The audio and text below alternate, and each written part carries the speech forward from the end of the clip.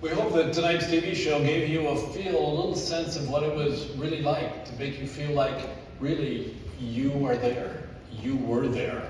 About 4 weeks ago, you started getting announcements in church that something special was going to happen on Christmas Eve.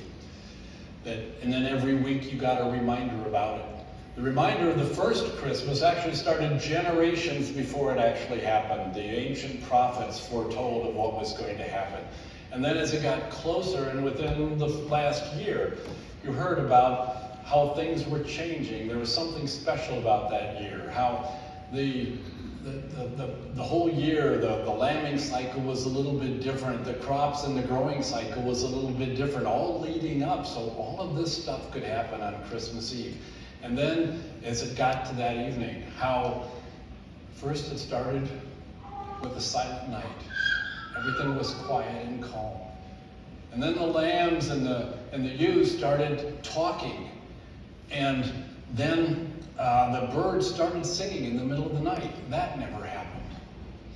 And then the leaves started clapping, and yet there was no wind to make them move. It was all building up to that great crescendo. And then the angels announced that great celebration of joy for everybody. God created the world and everything in it. And that night, God came down to earth in the form of a person.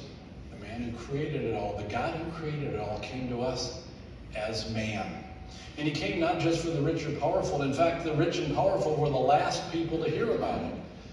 The wise men came and they went away from the rich and powerful people. The whole world heard about it, and the rich and powerful were some of the last.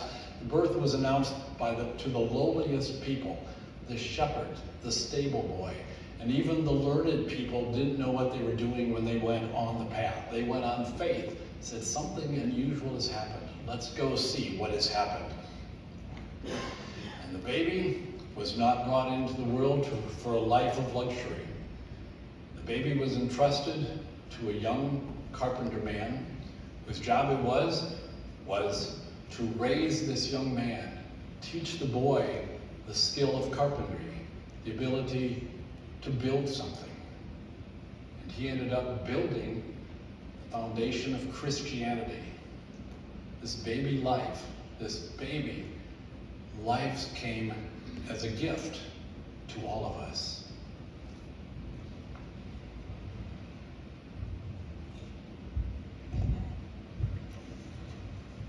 Gifts. Something that's important, and there's many types of gifts.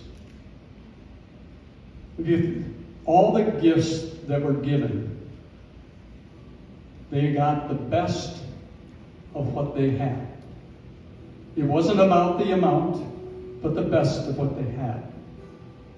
The shepherds brought the wool to clothe baby Jesus. The stable boy brought the warmth of a house, a stable, for Jesus. The wise men brought medicinal products and gold to have for his life here on earth. And Joseph, he helped to build a foundation and teach him about a foundation. And if the foundation is solid, everything will go from there. Like a tree with roots. The better the roots, the better the canopy. Jesus says the roots, the disciples, the trunk, and we're the rest. Tonight, we will be giving gifts to the hurricane victims in the eastern part of the United States. But if you aren't able to give any financial aid, that's fine. Go home and give time and talents. They sometimes are more important than money. That's the most important thing. So, tonight we will give to those in need.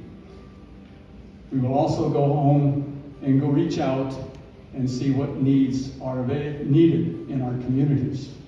Because the more lives you touch, it expands exponentially. If each of you touch 2 lives, and those 2 lives touch 2 more, look how fast things grow. And will this make us have a much, much better world? So, we will have our offering right now while we're singing Silent Night.